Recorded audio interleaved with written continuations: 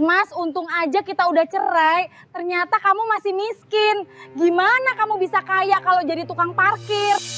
Assalamualaikum warahmatullahi wabarakatuh. Bayangkan, seorang pria lusuh bekerja sebagai tukang parkir di depan minimarket. Wajahnya lelah, bajunya kumal, dan setiap hari ia menunduk menahan cibiran orang. Suatu siang, datanglah mantan istrinya bersama suami barunya, seorang kades dengan seragam putih kebesaran. Mantan istrinya menunjuk pria itu sambil tertawa, merendahkan dan menghina habis-habisan di depan banyak orang. Semua yang melihat ikut menertawakan. Arman hanya bisa diam, menahan sakit yang mengoyak dadanya. Ia dianggap hina, tak berguna, bahkan tak layak dihormati. Ternyata, sahabat semuanya, sebelum kita mulai cerita ini, tuliskan dulu di kolom komentar, dari kota mana kalian menonton. Semoga yang subscribe channel ini dimudahkan segala urusannya, dilapangkan rezekinya, disehatkan badannya, dan dikabulkan semua hajat dunia akhirat oleh Allah Subhanahu wa Ta'ala. Amin ya Rabbal Alamin. Sekarang mari kita mulai ceritanya. Siang itu matahari terasa begitu terik. Jalanan depan minimarket ramai oleh orang-orang yang keluar masuk untuk membeli kebutuhan harian. Suara klakson motor bercampur dengan teriakan anak-anak kecil yang berlarian, menambah riuh suasana. Di sisi depan minimarket, seorang pria dengan baju lusuh dan wajah letih berdiri sambil mengibas-ngibaskan topinya yang sudah pudar warnanya. Dialah Arman, pria sederhana yang setiap hari bekerja sebagai tukang parkir. Arman mengatur kendaraan dengan sabar. Sesekali ia tersenyum kepada pengunjung, meski peluh deras mengalir di wajahnya. Bajunya berwarna abu-abu kusam, terlihat sudah bertahun-tahun dipakai. Celana hitamnya juga penuh bercak noda, yang sulit hilang meski sudah dicuci berkali-kali. Di pundaknya tersampir handuk kecil yang selalu ia gunakan untuk menyeka keringat. Dari jauh, siapapun yang melihatnya akan langsung menilai bahwa Arman hanyalah pria miskin tanpa masa depan.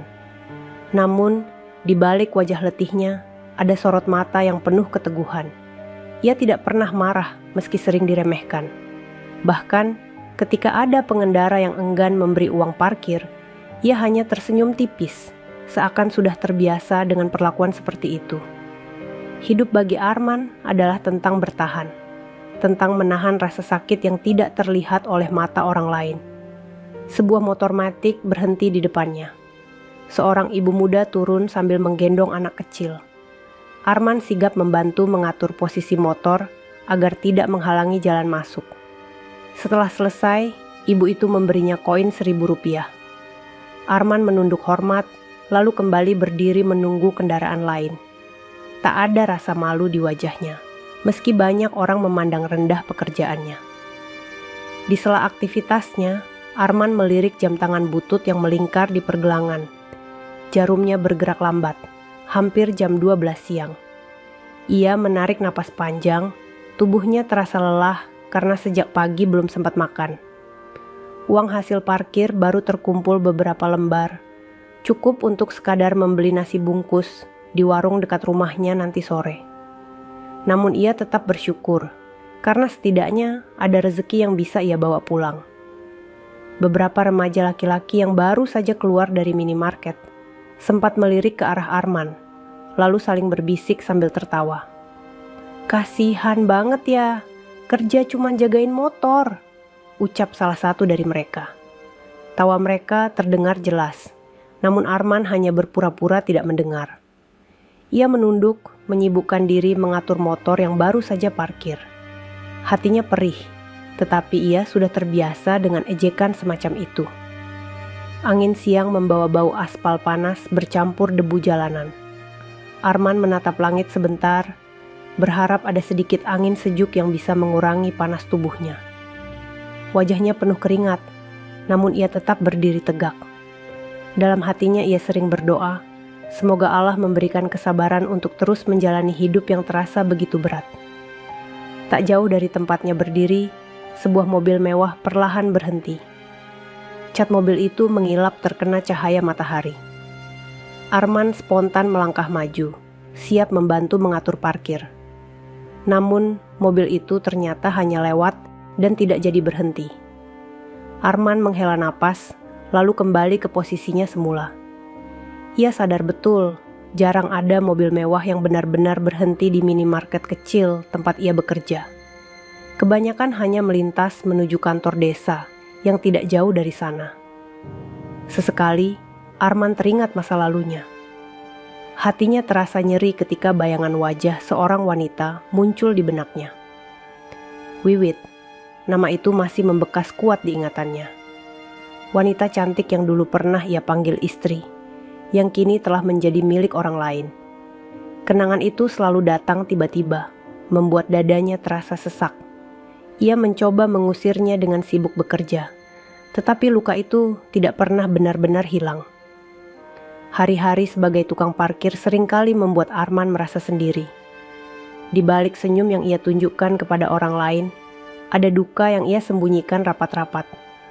Tidak ada yang tahu bahwa pria lusuh itu sebenarnya pernah merasakan hangatnya sebuah rumah tangga. Tidak ada yang tahu betapa hancurnya ia ketika wanita yang ia cintai pergi meninggalkannya hanya karena harta. Semua orang hanya melihat penampilannya sekarang, lalu menilai tanpa tahu kisah hidupnya. Suasana siang semakin panas. Arman menyeka wajahnya dengan handuk kecil, lalu meneguk sedikit air mineral dari botol plastik. Tenggorokannya terasa kering, tapi air itu cukup membuatnya bisa kembali berdiri. Ia menatap jalan raya di depannya, menunggu kendaraan berikutnya yang akan parkir.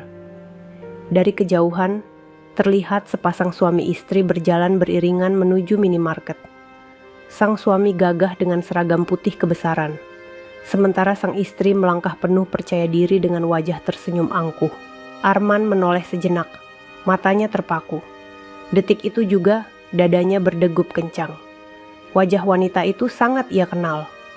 Wiwit, wanita yang dulu pernah ia peluk sebagai istri, kini berjalan menggandeng lengan pria lain. Ada rasa getir yang tiba-tiba menghantam hatinya. Ia mencoba menunduk, berpura-pura tidak melihat. Namun langkah kakinya terasa gemetar. Dan di sanalah takdir mempertemukan mereka kembali. Langkah Wiwit yang angkuh di depan minimarket membuat dada Arman bergetar hebat. Ia menundukkan kepala, berharap wanita itu tidak menatap ke arahnya. Namun, suara tawa kecil yang meluncur dari bibir Wiwit seakan menembus dinding waktu, menarik ingatan Arman ke masa lalu yang sudah lama ingin ia kubur. Kenangan rumah tangga yang pernah mereka jalani, kenangan yang kini hanya tersisa luka. Beberapa tahun silam, Arman bukanlah seorang tukang parkir. Hidupnya memang sederhana, tetapi ia masih memiliki sedikit usaha kecil di rumah. Ia bekerja serabutan, menjadi kuli bangunan di pagi hari, lalu membantu tetangga menjual hasil panen di sore hari. Penghasilannya tidak banyak, tetapi cukup untuk menghidupi dirinya dan istrinya Wiwit. Rumah mereka sederhana, dindingnya dari papan, atapnya seng yang berisik jika hujan turun. Namun, bagi Arman, rumah itu adalah istana kecil yang penuh cinta. Setiap pagi sebelum berangkat bekerja, Arman selalu membangunkan Wiwit dengan senyum. Ia menyiapkan sarapan seadanya, biasanya hanya nasi dengan sayur bening dan tempe goreng. Wiwit pada awalnya tampak bahagia. Mereka tertawa bersama, bercanda meski hidup serba kekurangan. Arman selalu yakin, kebahagiaan rumah tangga tidak ditentukan oleh harta, tetapi oleh rasa saling percaya dan kasih sayang. Namun, seiring waktu, perubahan mulai terlihat. Wiwit semakin sering mengeluh. Ia membandingkan kehidupan mereka dengan tetangga yang lebih kaya. Ia merasa malu memiliki suami yang penghasilannya pas-pasan. Ia mulai menuntut banyak hal, dari pakaian baru hingga perhiasan yang tidak mungkin mampu dibeli Arman. Meski demikian, Arman berusaha keras, menambah pekerjaan apa saja yang bisa ia lakukan. Semua hanya agar Wiwit tidak kecewa. Sampai pada suatu malam, ketika hujan deras mengguyur atap seng rumah mereka, pertengkaran hebat terjadi. Wiwit marah karena gelang emas titipan orang tuanya harus dijual Arman untuk menutup biaya berobat ibunya yang sakit. Arman mencoba menjelaskan, ia hanya ingin menolong ibunya dan ia janji akan mengganti jika ada rezeki. Namun Wiwit tidak mau mendengar. Baginya, keputusan Arman adalah bukti bahwa hidup bersama pria miskin hanya membawa kesialan. Kata-kata yang meluncur dari bibir Wiwit malam itu membekas dalam. Aku capek hidup miskin, Man. Aku butuh suami yang bisa menjamin masa depan, bukan suami yang cuma bisa janji. Arman terdiam, hatinya robek. Ia ingin berteriak bahwa ia mencintai Wiwit lebih dari apapun, bahwa ia akan berusaha sekuat tenaga untuk membahagiakannya. Namun, kata-kata itu tertahan di tenggorokan. Ia hanya menatap hujan yang menetes dari sela atap, seolah ikut menangisi nasib rumah tangganya. Beberapa bulan setelah pertengkaran itu, Wiwit benar-benar pergi. Ia meninggalkan rumah dengan alasan ingin kembali ke rumah orang tuanya. Namun kabar yang sampai kemudian jauh lebih menyakitkan. Wiwit ternyata sudah menikah lagi, kali ini dengan seorang duda terpandang yang menjabat sebagai kepala desa. Berita itu menyebar cepat di kampung. Orang-orang membicarakannya, sebagian menertawakan Arman yang ditinggalkan, sebagian lagi menganggap Wiwit beruntung naik derajat. Sementara Arman, ia hanya bisa diam. Setiap malam ia menangis sendiri, menatap kasur kosong yang dulu selalu ada Wiwit di sisinya. Setelah perceraian itu, hidup Arman semakin berat. Usaha kecilnya gulung tikar karena ia kehilangan semangat. Ia mulai menghabiskan waktu di jalanan, bergaul dengan anak-anak pang. Rambutnya diwarnai, pakaiannya compang-camping, dan hari-harinya dipenuhi musik keras di pinggir jalan. Orang-orang mulai memandangnya sebagai sampah masyarakat. Namun, di balik itu semua, Arman masih menyimpan satu hal yang tidak pernah ia lepaskan. Doa kepada Allah. Meski tenggelam dalam dunia jalanan, setiap malam ia tetap menyempatkan diri sholat. Berbisik lirih meminta jalan keluar. Waktu terus berjalan. Wiwit hidup dengan segala kebanggaan barunya, sementara Arman berusaha bangkit dari keterpurukan. Namun kenangan pahit itu tetap melekat di hati Arman, seperti duri yang tidak pernah bisa dicabut. Dan siang ini, di depan minimarket yang ramai, takdir mempertemukan mereka kembali. Wiwit melangkah sambil menggandeng tangan suaminya, kades yang gagah dengan seragam putih. Senyum puas terukir di wajahnya. Ia merasa hidupnya kini jauh lebih terhormat. Sedangkan Arman, berdiri dengan pakaian lusuh, hanya bisa menunduk menahan gelombang rasa sakit yang kembali menghantam. Suasana di depan minimarket siang itu seketika berubah ketika Wiwit melangkah masuk bersama suaminya. Warga sekitar yang kebetulan sedang berbelanja mulai menoleh. Ada yang berbisik pelan, ada pula yang terang-terangan menatap dengan kagum. Bagaimana tidak, sosok kepala desa dengan seragam putih lengkap berdiri gagah di samping seorang wanita yang tampak anggun dengan pakaian rapi dan make up tebal. Mereka terlihat seperti pasangan yang baru saja turun dari panggung kehormatan. Wiwit berjalan dengan dada tegak. Sepatunya berhak tinggi, berbunyi ketukan keras setiap kali menyentuh lantai teras minimarket. Rambutnya hitam tergerai, wajahnya dihiasi senyum penuh percaya diri. Tangannya melingkar erat di lengan suaminya, seolah ingin menunjukkan kepada semua orang bahwa ia adalah wanita yang beruntung karena memiliki seorang kades sebagai pendamping. Tatapan matanya menyapu sekitar, mencari siapa saja yang memperhatikan, lalu ia balas dengan senyum sinis yang penuh kesombongan. Beberapa ibu yang sedang antre di kasir berbisik pelan. Itu kan Wiwit, sekarang istrinya Pak Kades. Cantik sekali ya sekarang. Bisikan itu terdengar jelas ke telinga Wiwit, membuat langkahnya semakin angkuh. Ia merasa puas, merasa seluruh dunia kini berada di bawah kakinya.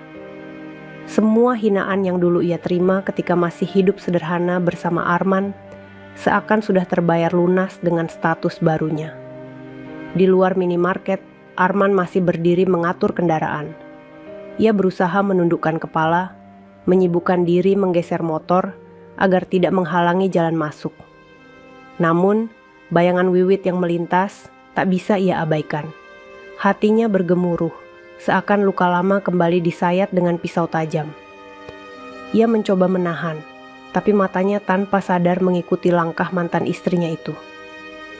Dan ketika mata mereka bertemu, sekejap saja, Wiwit berhenti. Senyum di wajahnya berubah menjadi tawa kecil yang mengejek. Ia mendekat beberapa langkah, lalu dengan suara lantang ia menunjuk ke arah Arman. "Lihatlah, ini mantan suamiku. Untung aku sudah bercerai. Kalau tidak, mungkin aku masih hidup susah bersamanya, yang cuma jadi tukang parkir." Kata-kata itu meluncur tajam, disambut tawa beberapa orang yang mendengar.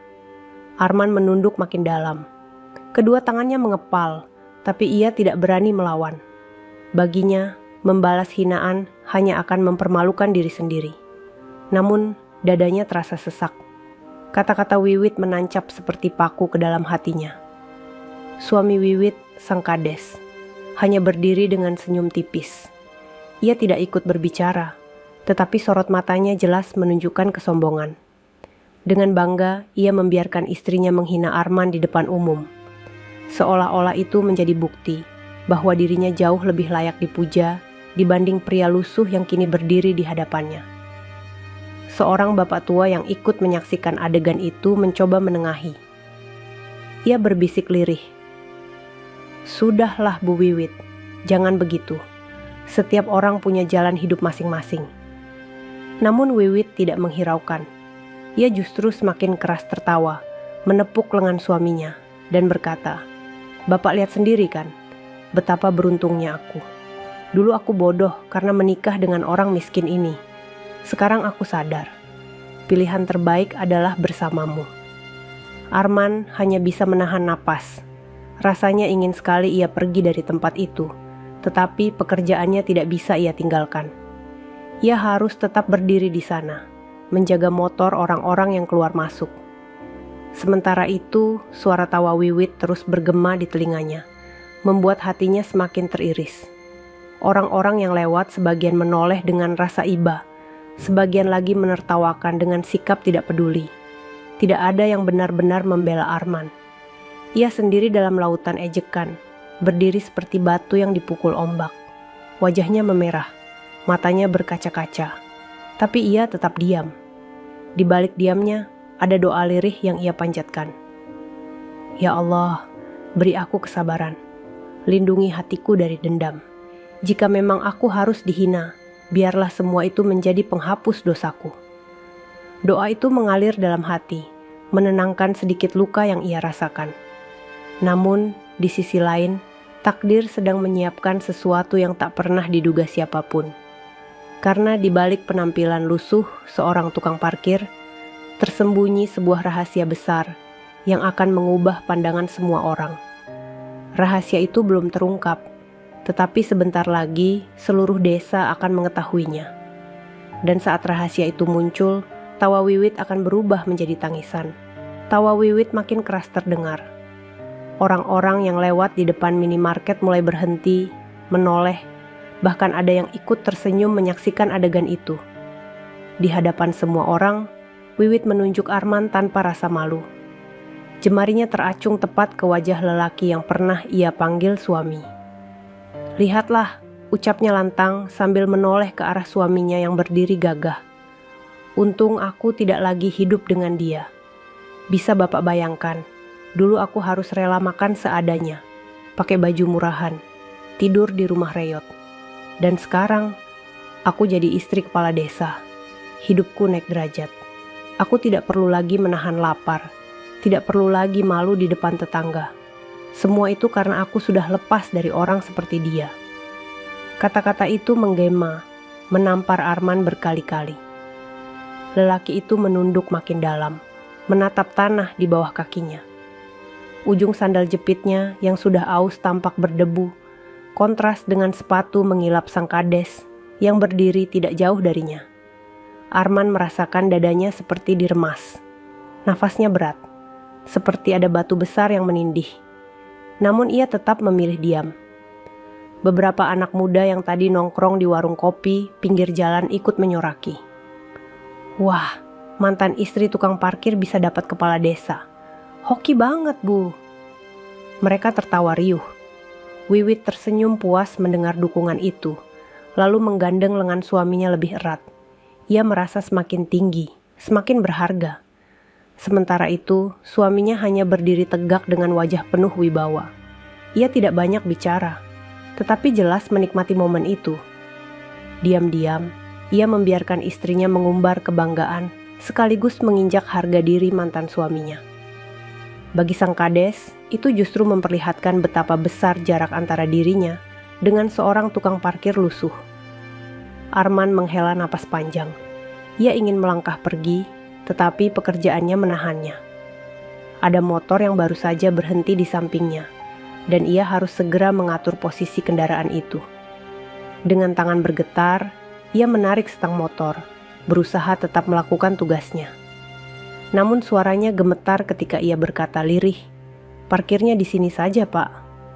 Pengendara itu menatap Arman dengan kasihan, lalu mengangguk pelan.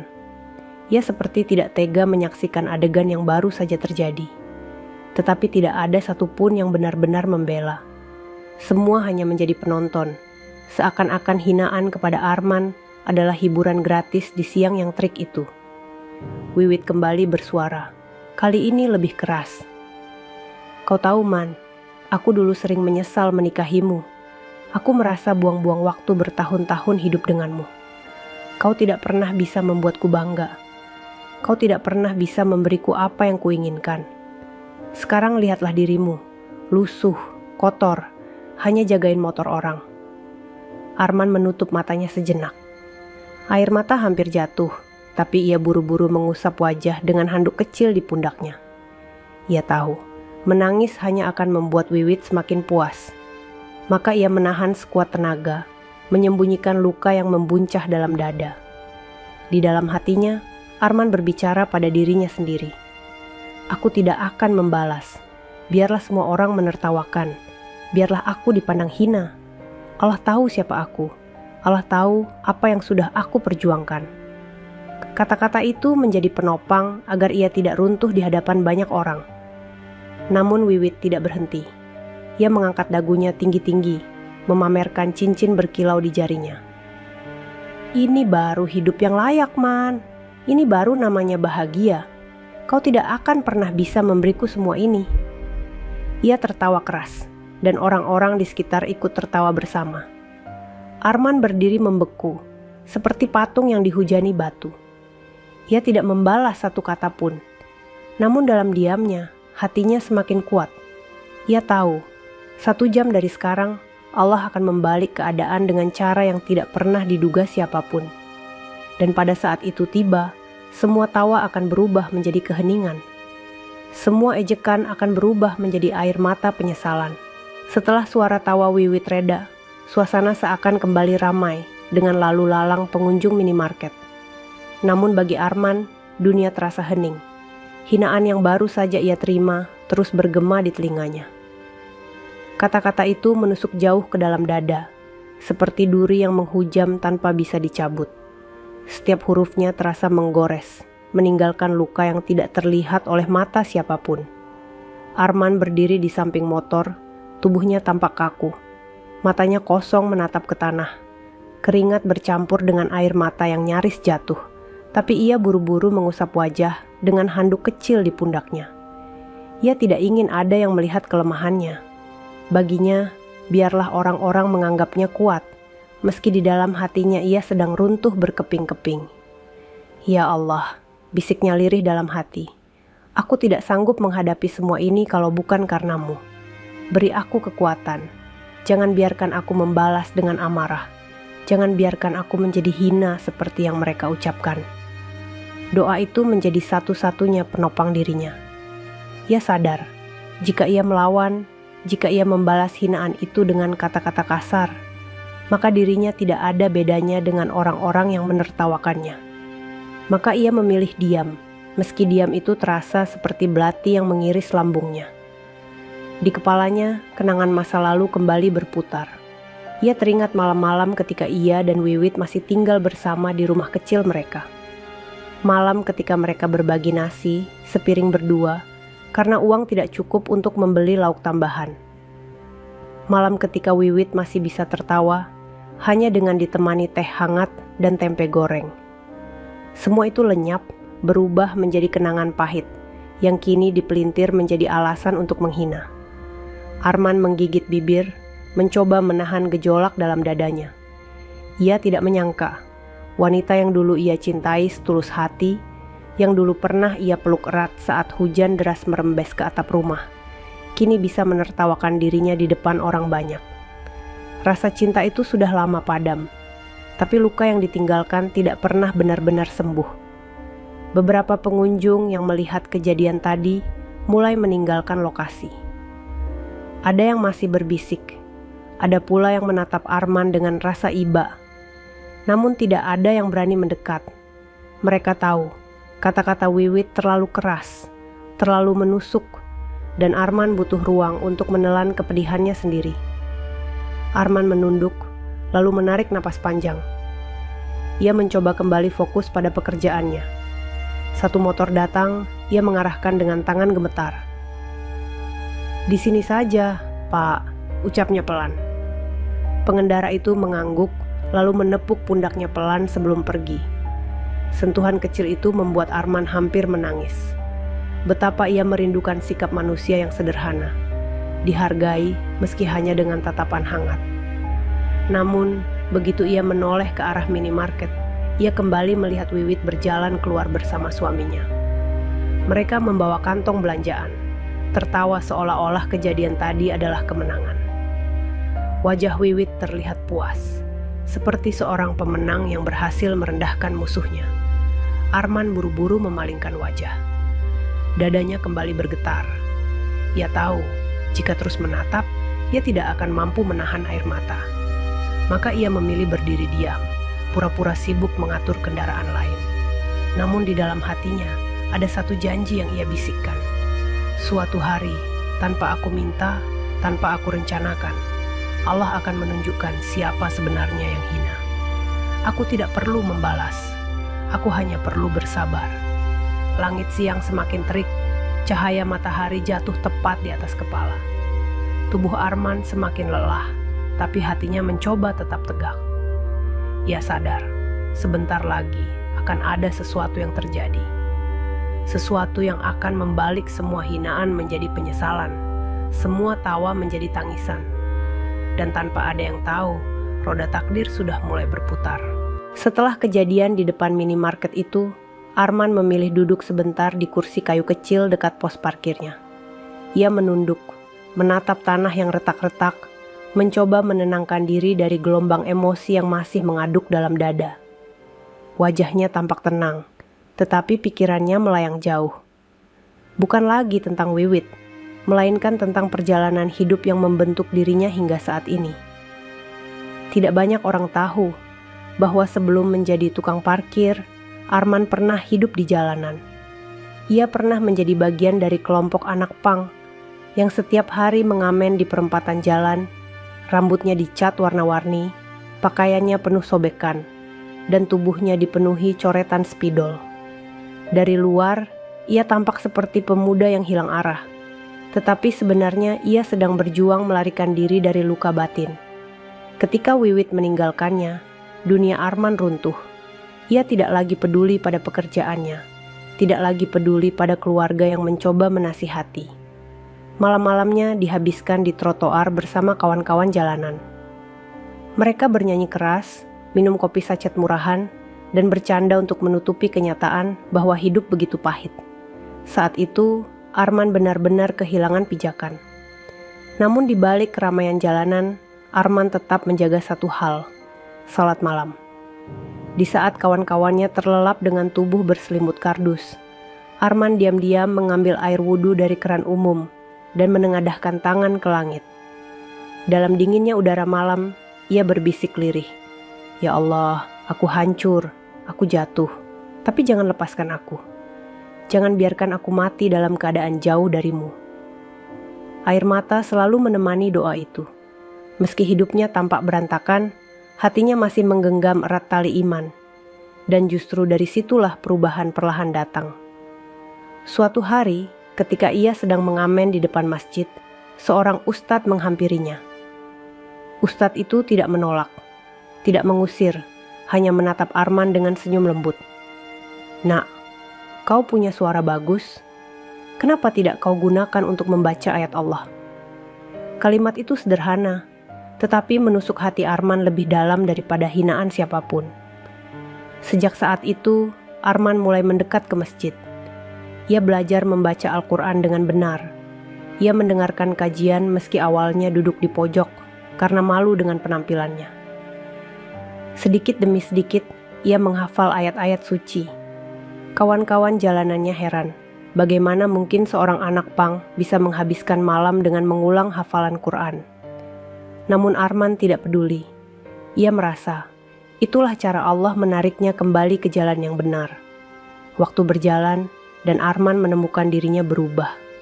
Ia tidak lagi sekadar anak jalanan. Ia menjadi ustadz gaul yang disukai anak muda.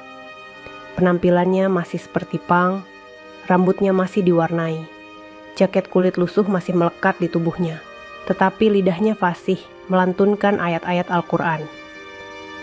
Banyak pemuda yang merasa dekat dengannya karena ia tidak menggurui.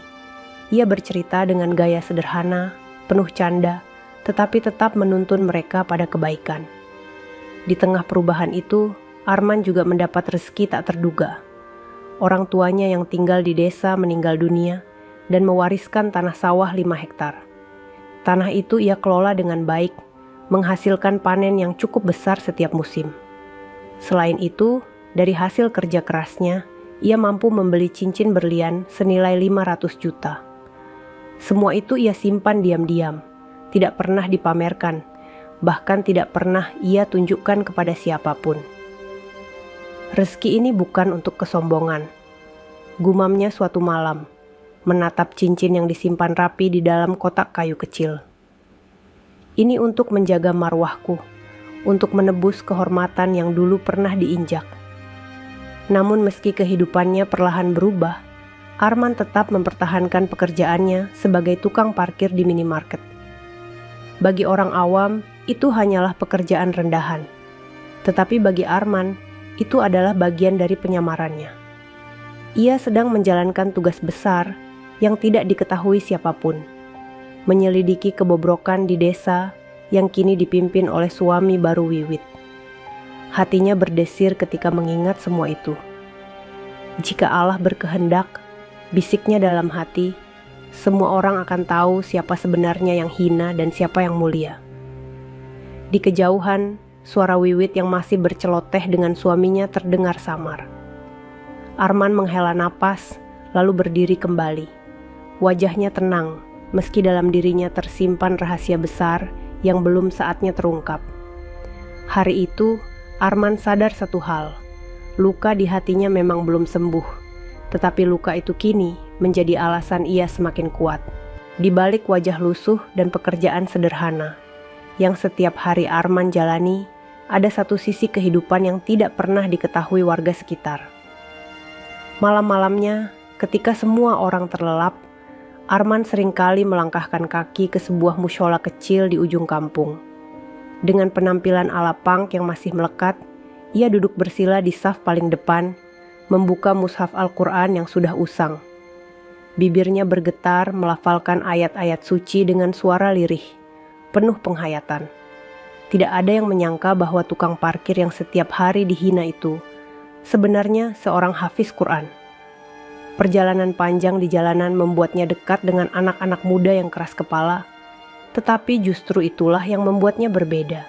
Ia mampu berbicara dengan bahasa mereka.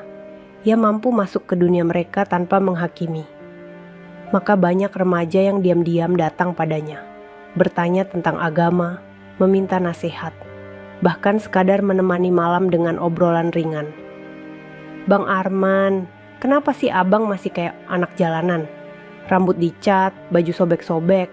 Padahal abang bisa aja ganti penampilan kayak ustadz lain." Seorang pemuda pernah bertanya begitu, penasaran. Arman tersenyum tipis. "Ini caraku mendekati kalian. Kalau aku pakai jubah putih, mungkin kalian segan. Tapi kalau aku tetap begini, kalian merasa dekat. Yang penting bukan bajunya, tapi apa yang keluar dari hati." Jawaban itu membuat para pemuda semakin kagum.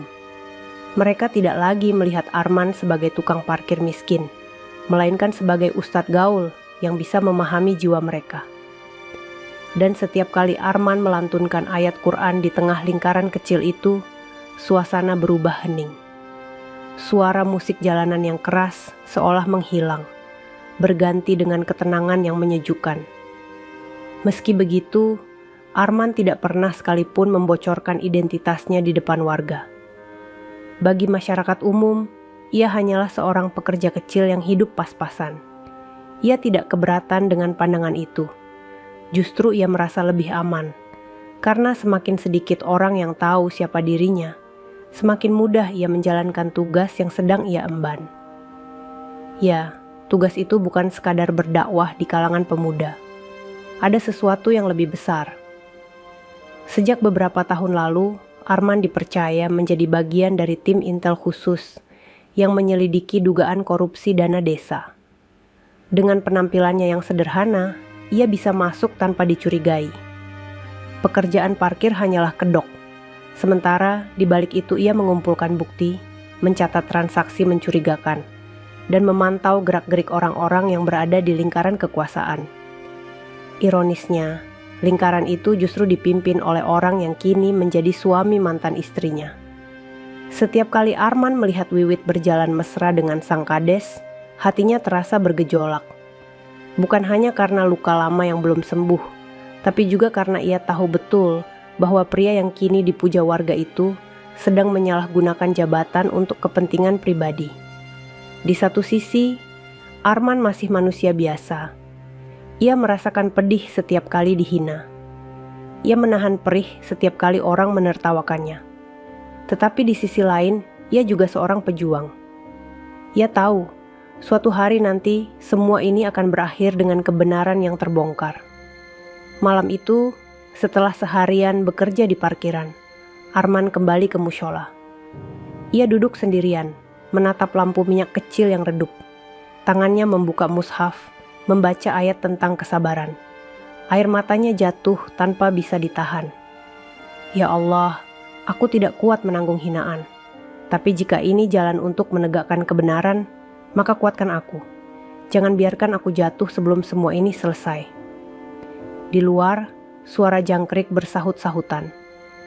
Angin malam berhembus pelan, seolah menjadi saksi doa yang keluar dari hati seorang pria yang selama ini disangka tidak berharga. Arman menyeka air matanya, lalu tersenyum kecil. Ia tahu, tidak ada yang sia-sia dalam hidup.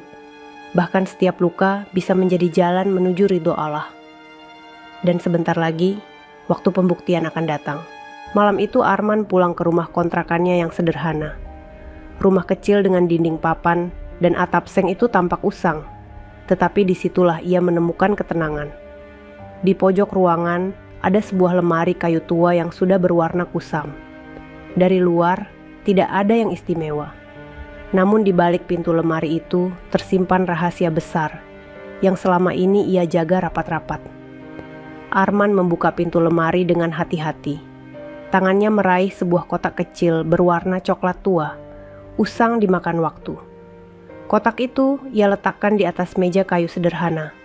Lalu ia duduk bersila di depannya. Perlahan ia membuka penutupnya, menyingkap isinya. Di dalamnya terdapat sehelai kain putih yang melapisi cincin berlian berkilau dan beberapa lembar surat kepemilikan tanah. Cincin itu tampak memantulkan cahaya lampu bohlam redup yang menggantung di langit-langit rumah. Kilauannya tajam, kontras dengan suasana rumah yang miskin. Arman menatapnya lama, bibirnya bergetar, seolah cincin itu sedang berbicara kepadanya. Ini bukan untuk kesombongan, gumam Arman pelan. Ini untuk menjaga kehormatan. Jika suatu hari aku menikah lagi, cincin ini akan menjadi mahar yang membuktikan bahwa aku tidak pernah hina seperti yang mereka kira. Ia kemudian menatap surat tanah yang dilipat rapi. Ada stempel resmi, tanda tangan notaris, dan nama Arman tertera jelas sebagai pemilik sah 5 hektar sawah di pinggiran desa. Warisan itu datang setelah kedua orang tuanya meninggal beberapa tahun lalu. Banyak yang tidak tahu, karena Arman sengaja merahasiakan. Ia tidak ingin hidupnya dipenuhi orang-orang yang hanya mendekat karena harta. 5 hektar sawah itu kini dikelola oleh seorang kerabat jauh. Setiap musim panen, hasilnya cukup untuk membiayai kebutuhan Arman tanpa harus bekerja. Namun Arman memilih tetap menjadi tukang parkir. Baginya, pekerjaan sederhana itu adalah bagian dari misi yang jauh lebih besar. Lagi pula, ia tidak ingin masyarakat tahu bahwa ia memiliki harta. Ia lebih senang dianggap hina, karena dari situlah kesombongan orang-orang bisa terlihat jelas. Arman menyentuh cincin berlian itu dengan hati-hati. Kilauannya mengingatkan pada janji yang ia buat kepada dirinya sendiri. Janji bahwa suatu hari ia akan menikah kembali, bukan dengan wanita yang memandang harta, melainkan dengan wanita yang memandang iman. Dan saat itu tiba, ia tidak akan datang dengan tangan kosong. Ia akan membawa mahar yang membuat semua orang terdiam. 5 hektar sawah, cincin berlian senilai 500 juta, dan hafalan Al-Quran yang ia jaga dalam dadanya. Mahar itu bukan sekadar simbol harta, melainkan bukti perjalanan panjangnya. Dari anak jalanan yang dianggap sampah, dari pria miskin yang ditinggalkan, hingga seorang ustadz gaul yang memilih menutupi kejayaan dengan pakaian lusuh. Semua itu adalah potongan hidup yang akan ia rangkai kembali dalam satu momen sakral. Arman menutup kotak itu, lalu meletakkannya kembali di lemari. Ia berdiri, menatap keluar jendela. Bulan separuh menggantung di langit. Sinarnya jatuh ke pekarangan kecil yang ditumbuhi rumput liar. Hatinya bergetar. Jika memang waktunya tiba, aku akan tunjukkan siapa sebenarnya yang berharga. Tapi bukan untuk membalas, hanya untuk menegakkan kebenaran. Di luar sana, kehidupan Wiwit terus bergulir dengan penuh kebanggaan. Ia tidak tahu bahwa mantan suami yang ia hina siang tadi menyimpan rahasia yang begitu besar. Wiwit sibuk memamerkan kehidupan barunya sebagai istri seorang kepala desa, sementara Arman duduk sendirian di rumah sederhana, menyimpan mahar yang suatu hari akan membuat semua orang tercengang. Dan waktu itu semakin dekat. Allah sudah menyiapkan panggungnya. Siang itu balai desa terlihat lebih ramai dari biasanya. Sejumlah perangkat desa berkumpul di ruang utama, duduk di kursi panjang, menunggu rapat mingguan dimulai. Suasana hangat penuh tawa terdengar ketika kepala desa, suami baru Wiwit, masuk dengan langkah gagah. Seragam putih yang dikenakannya mengilap, topi kebesarannya ia letakkan di meja, dan semua orang menyambut dengan hormat. Wiwit duduk di kursi depan, tepat di samping suaminya. Senyum puas masih melekat di wajahnya. Ia merasa dirinya berada di puncak kemuliaan, menjadi istri orang yang dihormati warga, duduk di kursi yang biasanya hanya ditempati orang penting. Tatapannya penuh kebanggaan, seakan dunia ini miliknya. Namun, di luar gedung balai desa, suasana sangat berbeda. Beberapa mobil berwarna gelap berhenti perlahan. Dari dalamnya turun sekelompok pria berpakaian rapi dengan rompi bertuliskan aparat. Wajah mereka serius, mata mereka waspada. Mereka berjalan cepat, tanpa basa-basi, menuju pintu utama. Warga yang melihat di luar langsung saling berbisik. Ada apa itu? Kenapa banyak aparat datang? Suasana mendadak tegang. Di dalam ruangan, rapat baru saja dimulai ketika pintu balai desa didorong keras. Suara langkah sepatu menghentak lantai, membuat semua kepala menoleh. Seorang pria berpostur tegap maju ke depan. Tangannya terangkat, suaranya lantang. Kami dari tim khusus. Hari ini kami melakukan operasi tangkap tangan terhadap dugaan penyalahgunaan dana desa. Seketika ruangan hening. Semua orang terkejut. Beberapa perangkat desa saling pandang dengan wajah panik. Kepala desa yang baru saja tertawa kini membeku. Wiwit menatap suaminya dengan bingung. Darahnya serasa berhenti mengalir. Pak Kepala Desa, lanjut pria itu dengan tegas. Anda diduga sebagai tersangka utama. Seketika tubuh kepala desa itu goyah. Ia mencoba berdiri, mencoba menyangkal, tetapi tangannya segera ditarik, diborgol di depan semua orang. Warga yang ada di sekitar ruangan mulai berbisik keras. Beberapa bahkan menutup mulut dengan tangan, tidak percaya dengan apa yang baru saja mereka lihat. Wiwit terlonjak, berdiri dari kursinya. Tidak mungkin, suamiku tidak bersalah. Ini pasti ada kesalahpahaman. Teriaknya histeris, tetapi aparat tidak peduli. Mereka membawa berkas-berkas bukti, lembaran uang, serta laporan-laporan yang selama ini diam-diam dikumpulkan. Semua terlihat nyata, tidak bisa dibantah lagi. Dan di tengah keheningan yang menyesakkan, seseorang berdiri dari barisan aparat itu. Wajahnya tampak familiar, meski penampilannya jauh berbeda dari sehari-hari. Jaket lusuh dan handuk kecil yang biasa menempel di pundaknya sudah tidak ada.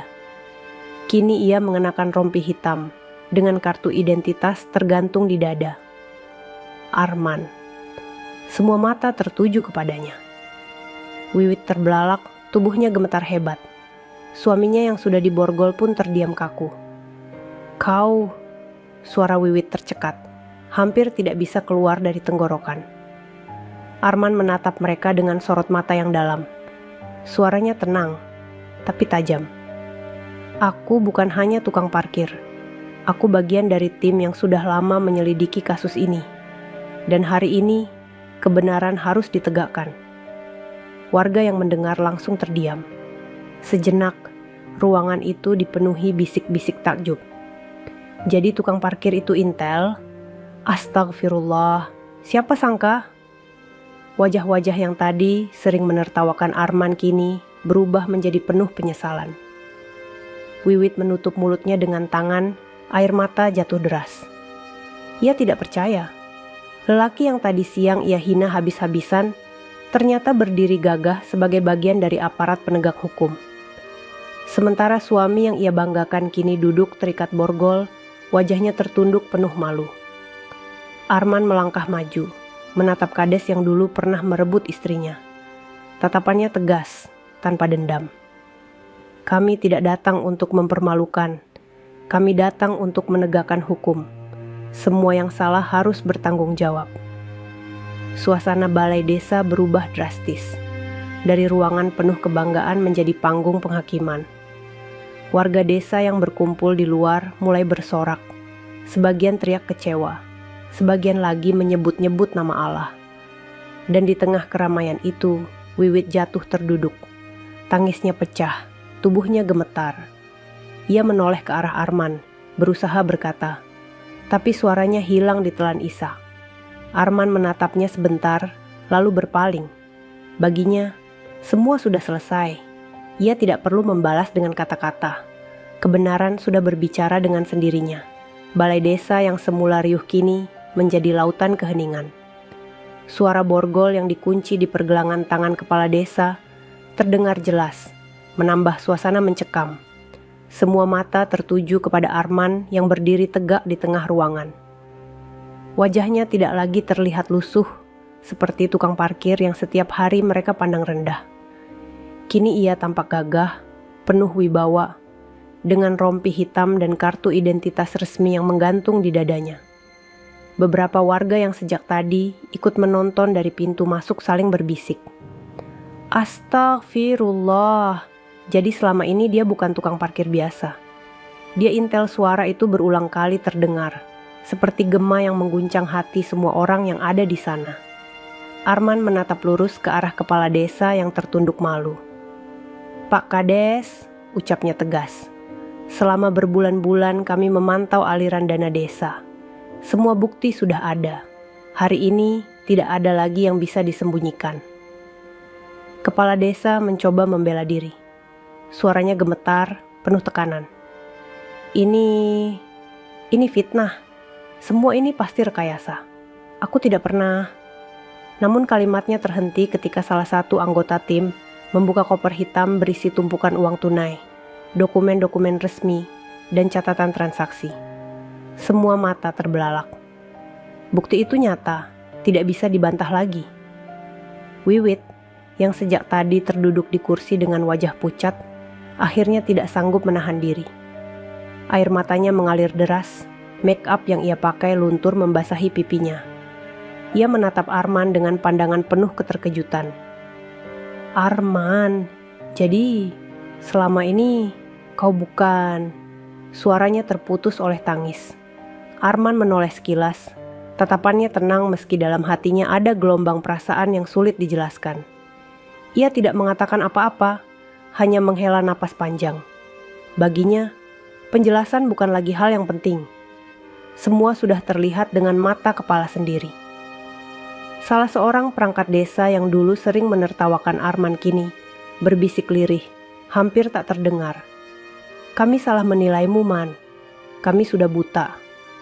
Warga lain yang ikut menyaksikan hanya bisa menunduk, merasa malu atas ejekan dan cemoohan yang sering mereka lontarkan.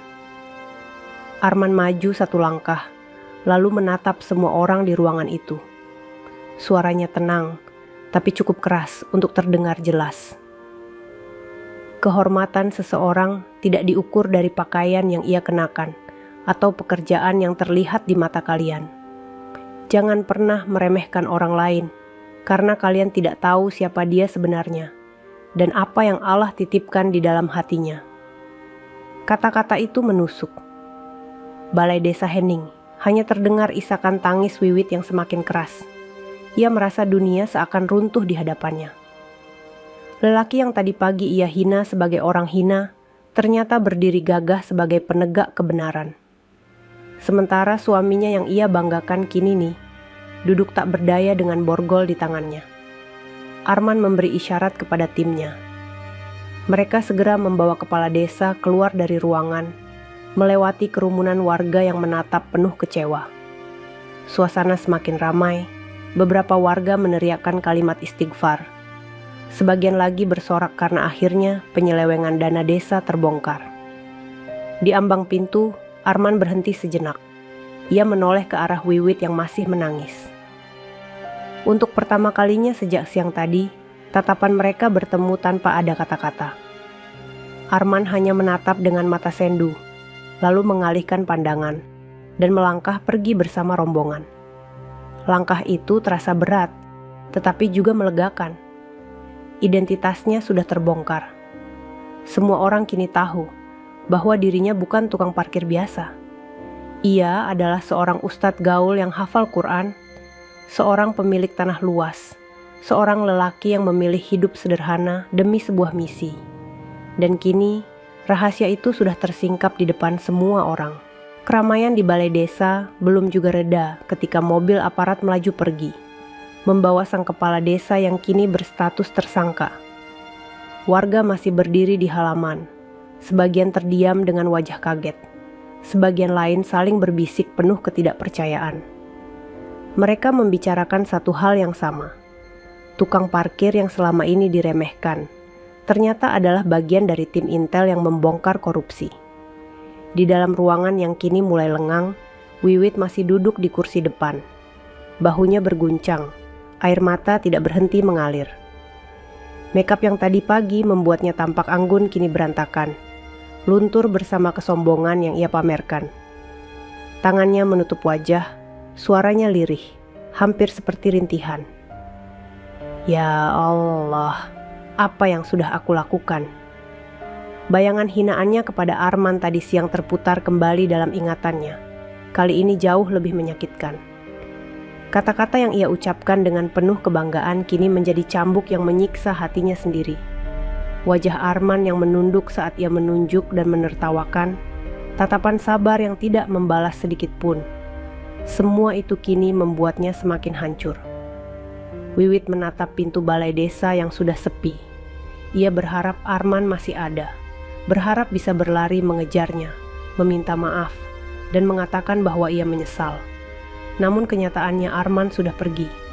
Ia pergi tanpa satupun kata, tanpa balasan, meninggalkan Wiwit dalam genangan air mata. Arman, bisiknya pelan, suaranya bergetar. Aku salah, aku buta, aku terlalu sombong. Tangisnya pecah, tubuhnya jatuh bersimpuh di lantai dingin balai desa. Beberapa warga yang masih berada di sana hanya bisa menggeleng.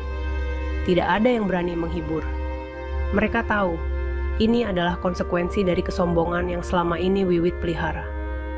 Di luar sana, Arman berjalan pulang dengan langkah pelan. Rompi hitamnya sudah ia lepas, kembali mengenakan baju lusuhnya. Bagi dunia, ia mungkin sudah terbongkar sebagai intel. Tetapi bagi hatinya sendiri, ia ingin tetap sederhana. Ia ingin tetap menjadi Arman yang rendah hati, yang tidak merasa lebih meski kebenaran berpihak padanya. Di persimpangan jalan, ia berhenti sejenak. Angin sore berhembus, membawa aroma tanah basah dari sawah jauh di sana. Arman menatap langit, matanya berkaca-kaca. Ia berbisik lirih. "Terima kasih ya Allah, Engkau menjaga kehormatanku tanpa aku harus membalas dengan tangan sendiri. Engkau yang menyingkapkan semua dengan caramu yang indah." Arman melanjutkan langkahnya menuju rumah kontrakan. Dari kejauhan, beberapa anak muda yang biasa menemuinya di mushola melambai sambil tersenyum. Mereka sudah tahu cerita yang tersebar cepat di desa. Ustadz gaul yang menyamar jadi tukang parkir. Arman membalas dengan senyum tipis, meski dalam hatinya masih terasa getir, karena luka lama yang kembali terbuka. Malam itu, Wiwit masih terisak di rumah besar, yang kini terasa kosong. Suami yang ia banggakan tidak lagi ada di sisinya. Status yang dulu ia sombongkan hilang seketika. Yang tersisa hanyalah penyesalan yang menyesakkan. Ia menatap cincin di jarinya, kilauannya kini tidak berarti apa-apa. Sebab kebahagiaan sejati yang ia cari, ternyata pernah ada di sisi lelaki sederhana, yang dulu ia tinggalkan. Tetapi semua sudah terlambat. Di rumah kecilnya, Arman menutup hari dengan sujud panjang. Ia menangis dalam hening, bukan karena hinaan, bukan karena luka, tetapi karena rasa syukur yang tak terhingga. Baginya, hidup bukan tentang membalas, melainkan tentang sabar dan ikhlas. Dan malam itu, ia berdoa dengan hati yang penuh ketenangan. Langit desa hening, hanya suara jangkrik menemani. Tak ada lagi tawa yang mengejek, tak ada lagi kesombongan yang ditunjukkan. Yang ada hanyalah seorang lelaki sederhana yang kini berdiri sebagai pemenang sejati, dan seorang wanita yang meratapi pilihan salahnya dengan air mata penyesalan yang tak berujung. Sahabat, semuanya itulah akhir dari cerita kita hari ini. Semoga kisah tadi bisa menjadi pelajaran hidup yang berarti untuk kita semua. Sebelum video ini ditutup, kalau sahabat suka dengan cerita seperti ini, jangan lupa klik tombol suka, bagikan ke teman-teman, dan pastikan sudah subscribe channel Deretan Hikmah, supaya sahabat tidak ketinggalan cerita-cerita menarik dan penuh makna lainnya. Terima kasih banyak atas waktunya. Wassalamualaikum warahmatullahi wabarakatuh.